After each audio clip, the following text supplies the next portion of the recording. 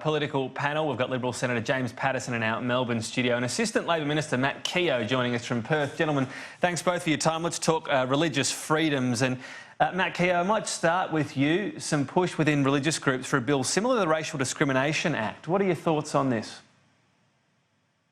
Well, we're looking to see what the government is going to propose. We know the government's out consulting with its own backbench, which is very appropriate, and we want to work with the government to make sure that there's considered progress on this matter, because we know that there are concerns in the community about this, but the government needs to get its own house in order first, and I see the Attorney-General's been out talking to backbenchers about that, and once the disunity in the government is somewhat resolved, then I guess they'll be prepared to engage with us on this, so maybe James can give us a bit more insight.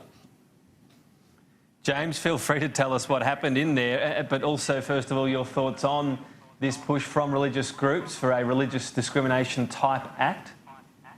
Well, the call that I saw in the media today, Tom, was to replicate the anti-vilification provisions in the Racial Discrimination Act, commonly known as 18C, in any religious discrimination act.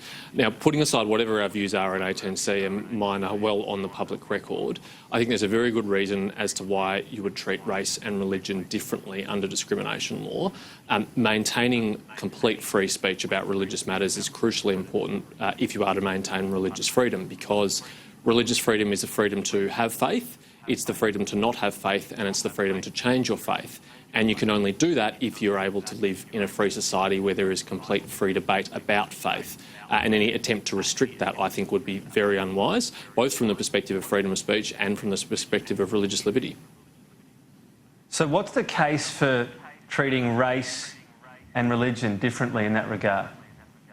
Well, race is clearly an innate characteristic that no one can change. You are born the way you are. Religion is something that people can and do change throughout their lives, and it's something at which you can have more of a debate about than I think most people would feel you can have about the matters of race. For many people, though, they're born into a religion. There is never any thought of doing anything else. Isn't there a similarity there?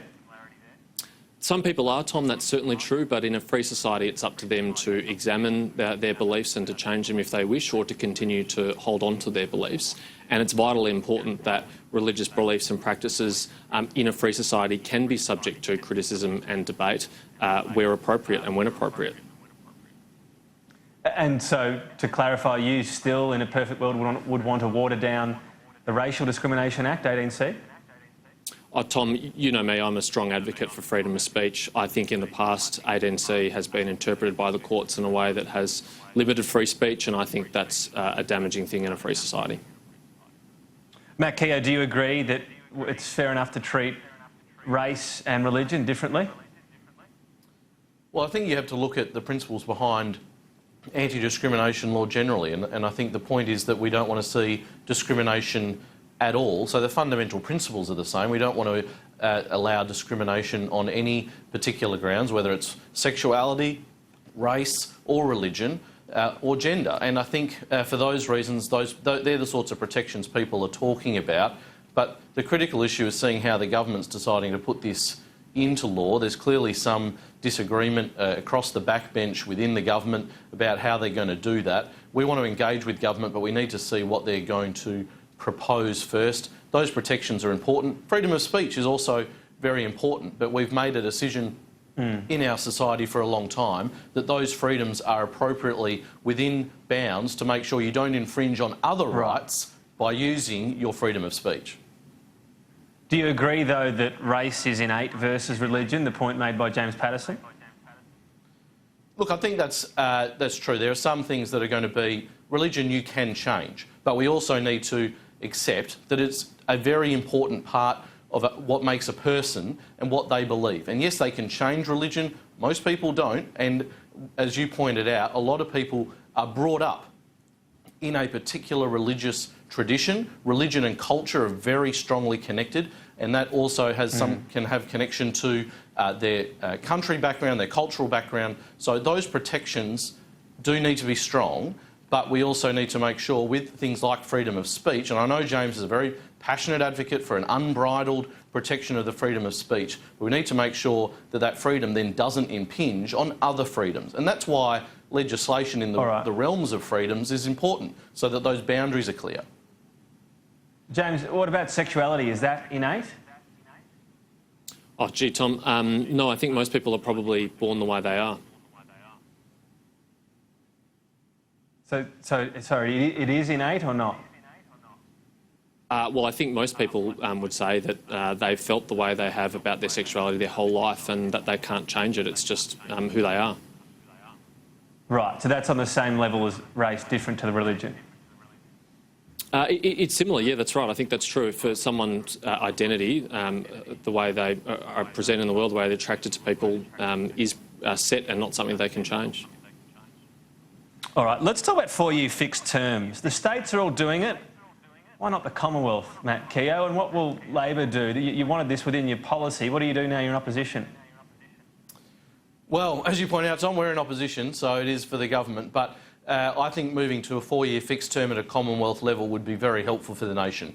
I think it would provide government with greater stability in being able to roll out an agenda and having time for that agenda to take hold. I think also it would be important for the nation because it would provide certainty to people, particularly to business, but also for government, state governments as well, if there was a fixed four-year term for the Commonwealth. If we went down that path, we'd also be able to identify a time frame which would make sure that you didn't have clashes between state elections and a Commonwealth election. Everyone would know when it would be. The same advantages that we get at the state elections, I think, would apply at the Commonwealth level. And I think where we have seen a degree of uncertainty over a number of issues through at a federal level for a few years now, having that certainty is something that I think the Australian people would like to see. How does that work in timing? Because we've got Ken White today saying within the next 3 years he wants an Indigenous Recognition referendum. Could that be held at the same time? Is there a danger at confusing or mixing such, long pushed for reform? I think there is a danger when you can mix in two very different issues into the same referenda time frame. That is a concern. But I think what's important with the issues of constitutional recognition of our First Nations people is that doesn't have to be happening. That doesn't need to take a full three-year time frame to occur. I know he's talking about doing it in 3 years. The point has been made. Pat Dodson made the point this morning. There's been already so much consultation, so much work done in the Parliament, so much engagement with the community on these issues that the government could move forward much more quickly on trying to progress that issue, and we would still have time to separately deal with the issue of four-year fixed terms for the Commonwealth Parliament.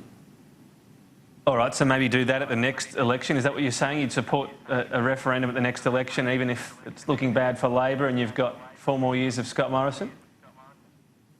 Obviously, one of the inevitable consequences of going to a four-year fixed term is that if you're on the losing side, that's an additional year in opposition. But I think the stability that it would provide for government, for business, for the Australian people and for the state governments that have to work with the Commonwealth really does provide a compelling argument. And I think fundamentally the people of Australia would like the certainty of knowing when governments are going to go to an election and that additional time is provided for an agenda to be laid out. James Paterson, you on board? I understand why people do support four-year terms, Tom, but I've got to say I'm pretty sceptical. I'm particularly sceptical that it would be a good idea to go to the Australian people in a referendum to ask them to have less of a say or a less frequent say in the direction of their country.